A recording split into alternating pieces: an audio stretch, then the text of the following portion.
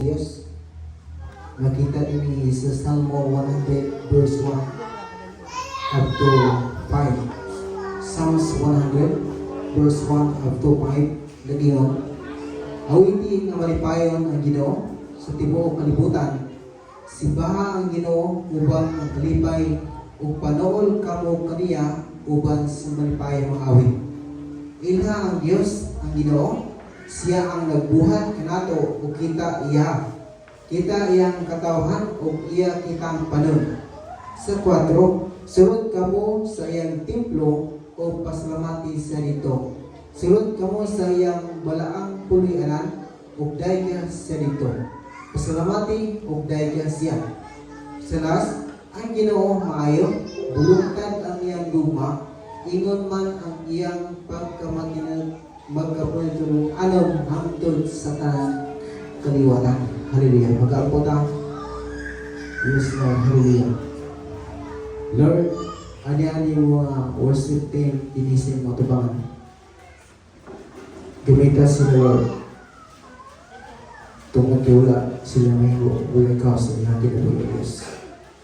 Ang Holy Spirit may mag-guide nito ko nila sa ilang pag-worship na dili ang tao ang sentro kung dili di alamang kaloriyas.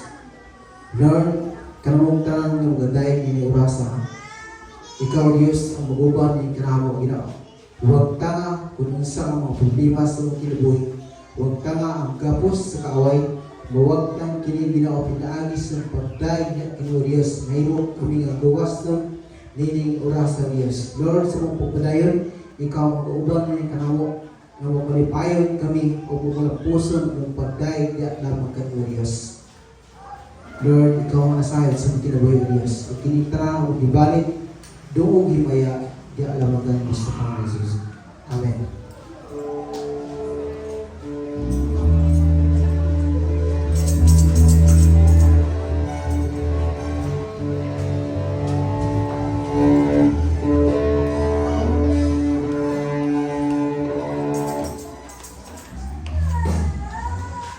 Yes, Lord, palakpakan at atong Diyos, my God.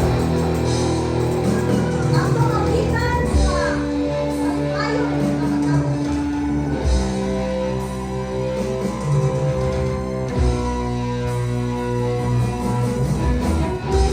Yes, Lord! Hallelujah ng Diyos. Hallelujah!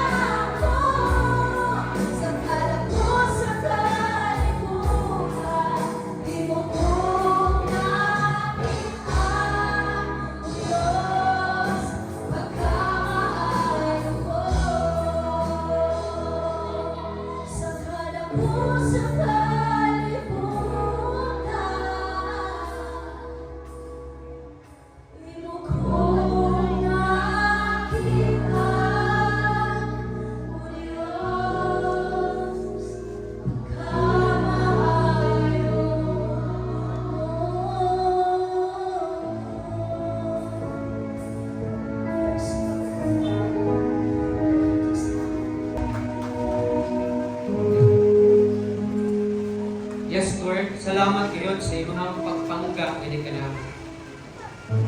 Padud pa sa imuhang alawiton kung sa may biling namo Ginoo. Pero imuha kami ipalangga sa taliwala sa muang mga kapakyasan, taliwala sa muang pagkadili ang ayan, taliwala Ginoo sa mga kakulang namo nga kanimo. Apan pabilin nimo kami ipalangga ug ipakitaan sa imuhang kahigulungan ug Ginoo.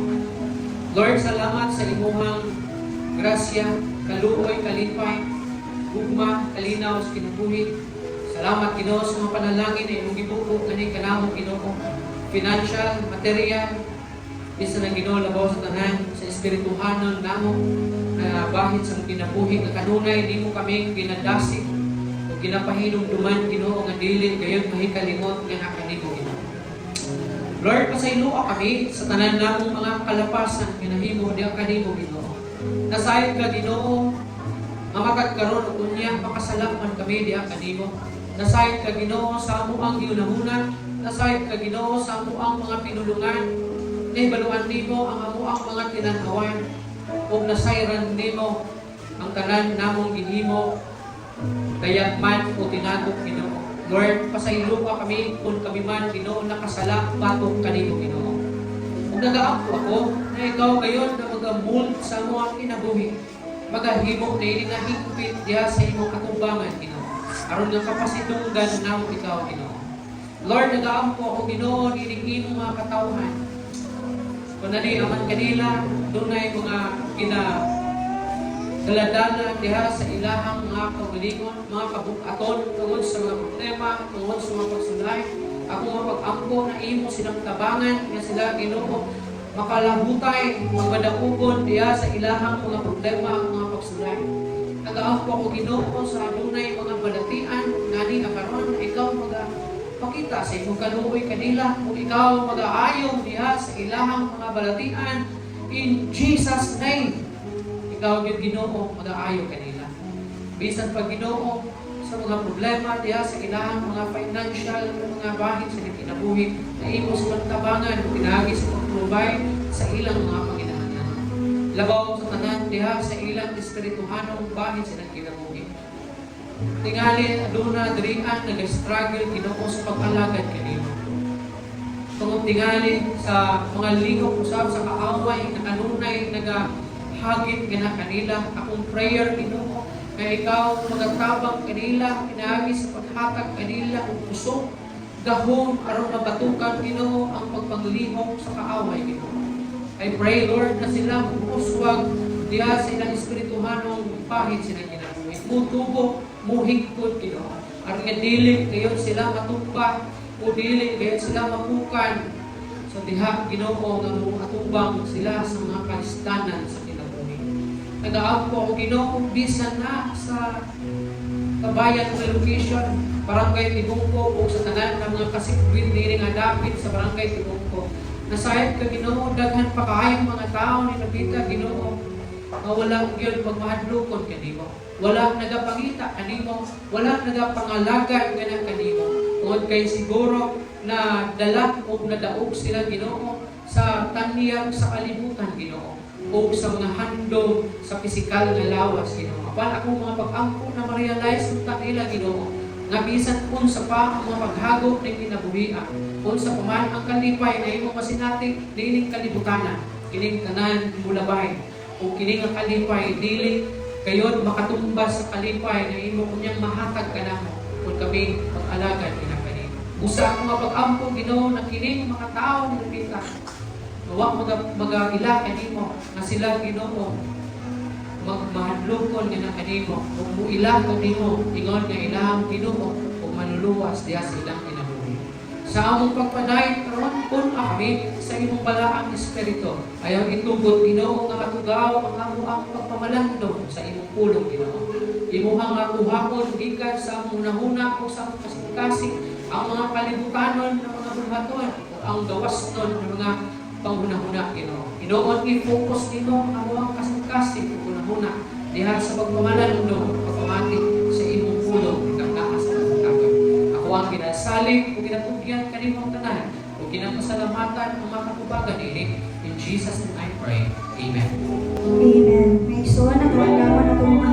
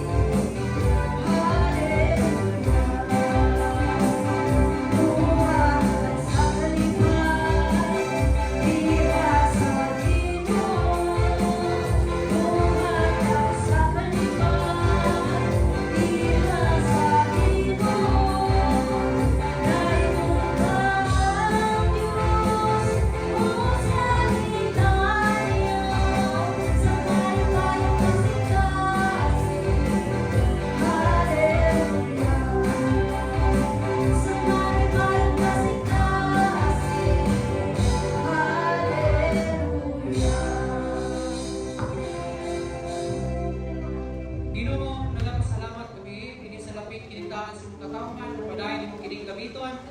Agi sa paggiya kanamo sa pagdumala nining alam sa kalambuan sa ministry nining nga iglesia Ginoo o sa uban pa na ng mga luhaton. Panalangini ang imong mga katawhan, panalangini ang mga nanarpako, lagi sa pagpanalikod silang kinabuhi o paghatag kanila og promosyon diya sa ilang pagpanarbaho.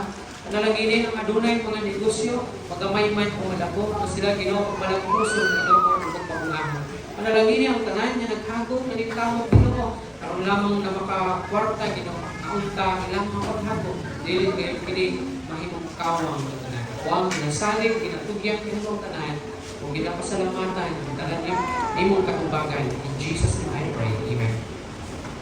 O gilaglag ang tanan ng mga tao niadtong panahon na gawak lamang kay Noah o sa iyahang sakop sa iyang mga sa iyahang panimalay. Apan sugad usab niadtong panahon na hangtod karon nagadautan ang panahon. So samtang kadugay ang kalibutan ga lala ang pagpakasala sa tanang tao sa kalibutan. Now, ang ato mensahe ning takna sa kabuntagon, magahisgot kita nining kinatawag, be ready on the last days. Pagpangandam sa katapusang mga adlaw. Igsoon, kung may ngantag naghinapos na mga adlaw kini kung sa ato kung ato ang tun-an ang atong adlaw, pasalop na siya. O kung pasalop na ang adlaw, mubanos na, hapit na mubanos ang kangit-ngit niini.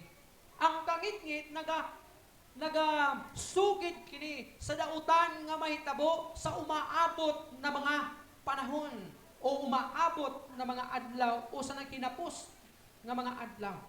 Apan buot ko kamong suginlan, may tungod sa kinabuhi usab ni Noah sa panahon nga dautan ang kalibutan before ang luno.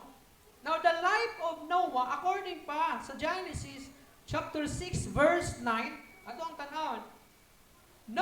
Genesis chapter 6 verse 9, ang pulong sa Ginoo nag-ingon, kini mao ang mga kaliwat ni Noe. Si Noe usa ka tawo nga matarong ug dili masaway sa iyang panahon.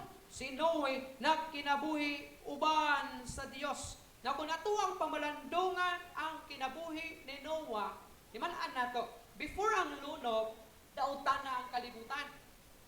Dautan na, timan-an nato, dautan na ang kalibutan. O diana nga dautan nga kalibutan, adunay tao nga gikahimut-an ang Dios. Ang pangalan niya si Noe o Noah sa English. Ingon pa ang Ginoo kaniya. Ingon pa sa Ginoo ngadto kang diri sa libro sa Genesis, ingon pa niya kini mao ang mga kaliwat ni Noe. Si Noe usa ka tawo nga matarong ug dili masaway sa iyang panahon. Now lisod kaayo na magkinabuhi nga lahi kun ang imuhang palibot susama o lihok o binuhatan o susama ang pagkinabuhi. Lisod kaayo na mahimulat. Now, there are three things that we learn from Noah. He was a righteous man. Can you imagine? Dautan kaayo ang kalibutan ni atong panahon niya, but gitawag kini nga tao righteous. Kung may tag righteous, sa Bisaya pa matarong og dili kini tao nga basta-basta lang, kun dili tao kini nga dili masaway. Kita bakag 11 nag-close, bisang ganig holiday, abli magani na. So ang ato untang kinabuhi ingon ang mga Kristohanon, nga magkinabuhi diha sa katarong 24/7, dili pareha anang sira-sira store. Na muabli unya masirado, muabli masirado no sa. Dili kay mosimba ka or dili kay isulog nimo imong pagkamatarong kay padulong ka sa simbahan ug mosimba ka. Unya pag uli nimo, muhapit ka dito sa ilimnon, muhapit ka sa pungan or muhapit ka kaaway or muhapit ka sa kalibutanon ng mga kalihukan and then continue padulong sa Sabado na. Unya sulob na pod sa pagka-righteous kay moadtong simbahan. Dili na mao ang gusto sa Ginoo. Ang gusto sa Ginoo nga pareha ka kay Noah. tanawa si Noah. He is righteous. Matarong, walay nakita sa Ginoo nga ikasaway ngadto kaniya. Ikaduha, he was a man of integrity. Man of integrity ba ta? Ha? Man of integrity ba ta? Daghan ng mga Kristohanon, dili, walay integridad. Ingon pa si C.S. Lewis, ano ba niya? Integrity is doing the right thing even no one is watching. Dili mo ta perfect, makasala ta batok sa Ginoo, but desire integrity. Ha? Basin unya og madakot ang imong integrity. Tungod lamang kay nag-apil-apil ka sa mga kalihukan sa rason na wala may nagtanaw sa imo. Ha? Di man tuyokon nako na makaagi ko sa inyo ang mga balay. Pero naay mga panahon na makaagi ko sa inyong balay na ako'y makita. Adi na ko musilbato. Kaya para di mahalata. Samot sa atubangan sa Ginoo. Kung mayroon ka nga, di ta diri magkuan kay si Muagis pastor. Ako imong gibantayan, pero wa ka nagbantay ng Ginoo galantaw sa imo. Atong hunahunakon na kinahanglan aduna kitay integridad. Dili kay kini nga integridad imo lang buhaton para sa tao. Kung dili kini nga integridad buhaton nimo para sa kahimayan sa Ginoo, para sa ikalipay sa Ginoo. Integrity is doing the right thing even no one is watching. Bisag wala nagtanaw. Integrity, according pa ni Katrina Mayer, integrity is making sure that the things you say and the things you do are in alignment. So kung muingon ka, nga musimba ka, musimba ka. Kung muingon ka, na ako magdala ani, mudala ka. Tungod kay dili siya pwede nga muingon ka nga, ako maghatag ani, pero pagkabot sa panahon wala nimo gihatag. Wala kay integridad. Sa Bisaya pa sa lain na pinulungan ana o kahulugan ana, wala kang isang salita. Sa Bisaya, wala kay baruganan. Ang tawag niya na. Wala kung mga lagat na sa Ginoo, isa sa pinakadindot na sundugon nato ang kinaiya o katao, mao si Noah. Because Noah is a man of integrity. Ano man gitawag siya man of integrity. Sa diha, nga dautan na kalibutan ni atong panahon na, o nakita sa Ginoo nga, isa lang ang tao ang nakita niya nga matarong walay kasaway. O kini mo si Noah. So yan gi-approach si Noah. O gingnan niya si Noah. Noah, wala ko'y nakita nga matarong sa kalibutan. O blaglagon ako sa kalibutan. Kapan ikaw, o ang imong pamilya, akong luwas. So gisugo niya, Noah, ano na ko'y mabuhat ka dito? Maghimo ka o arka. Nya gibuhat ni Noah ang arka. Samtang gabuhat siya sa arka, hinabihang inita ni atong panahon na. Galikin ang kayuta. And then ka-share sa word sa Ginoo nga naglagon sa Ginoo ang kalibutan. Ganun sa binimo sa mga tao. Nangatawa lang sila. Nagpadayon sila sa ilang pagkadautan. Nagunaw na sila, mabasin kini si Noah na buang na kay Usay. Lulupa ng kalibutan na kainis panahon. Pero tungod kay he is a man of integrity. Kuha siya nagpadala. Nagpadayon siya sa paghimo sa arka. Bisan o sulod sa taas na panahon. Kung ano pila ka tukoy gihimo ni Noah ang arka, hindi pahimo sa Ginoo sa iya. Una na human, gihimo ni Noah ang arka sulod sa 40 katuig. Can you imagine? Kung gihimo niya sa nag-edad siya sa 60, 100 na yung edad sa diha ka na human ang arka. O O giingnan niya ang mga tao, panulog mo sa arka niya itong panahon na kay lulupan ang kalibutan, lulupan sa Ginoo. Pero ang mga tao, kung sa gihimo sa mga tao na itong panahon na, ipaliwala nila ang gisulti sa Ginoo o ni Noah nga kanila. Kita, bisang pag-disagree ang kalibutan sa inuha. Bisang pag magpanon ang tanang tao sa hiwig na pagkinabuhi. Be a man of integrity. Ayaw palingla sa lihok sa kalibutan. Kung sa to'y ingon ni Jesus Christ, adunay duha ka dalan. Ang isa halapad na dalan ug ang isa sikpit nga gianan. Daghan ang miagi sa halapad ug jutay ra ang miagi sa sikpit nga gianan. Wa sila masayod nga diha sa halapad nga agianan ang unahan ni anak kalaglagan. Daghan sa mga tao inana kung asa ang sayon, asa ang lami ang kinabuhi dito ko patulog. Wala kung imong tanawon karon gamay ra mga lagad sa Ginoo. Kaya mingon na sila, pagkalaay mga lagad ko di na ka pwede muhimo anay, mubuhat anay, magbantay na kasi mong lihok, sa inyong pinulungan, magbantay na ka, adik na ko, di na ako, kaya ako tagawas ang tanan. Pwede na ako buhaton ang tanan, pwede na ako isulti ang tanan. And lastly, he walks with God. Sa dautan na panahon, nakahimo pa si Noah sa paglakaw diha sa Ginoo. Ikaw, makaya ka nimo na makalakaw ka diha sa Ginoo?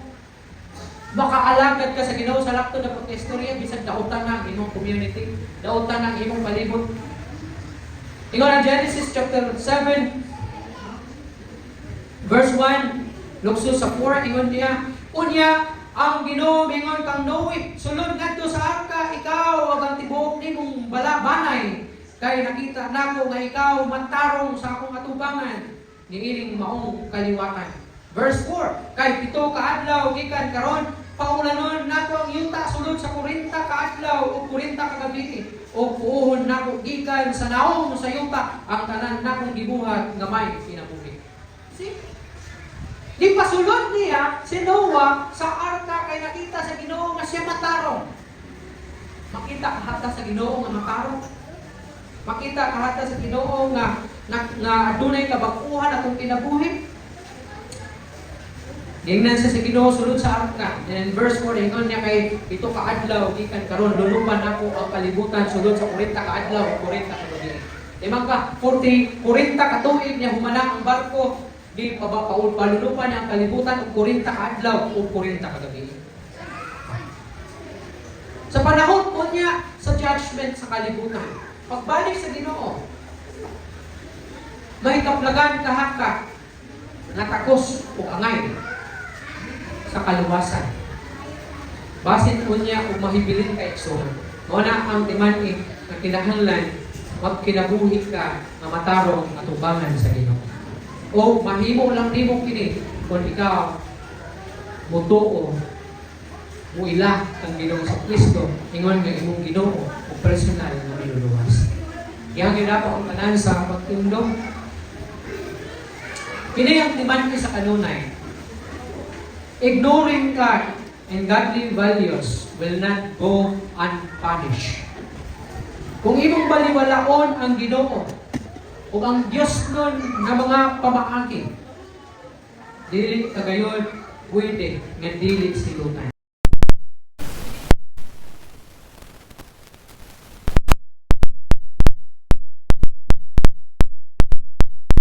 Those who do right will be set free. Ang dautan nga tao makasinatin gayon o hukom o sino apan kadtong nagkinabuhi sa matarong siya hatag kagawasan. Ang Genesis chapter 7 verse 10 nagingon, 7 days later the flood started. The rain began to fall on the earth. Human milabay ang 7 ka adlaw, misugod og ulan, ug ang ulan milunok sa tibuok kalibutan. And 21 to 23 nag-ingon,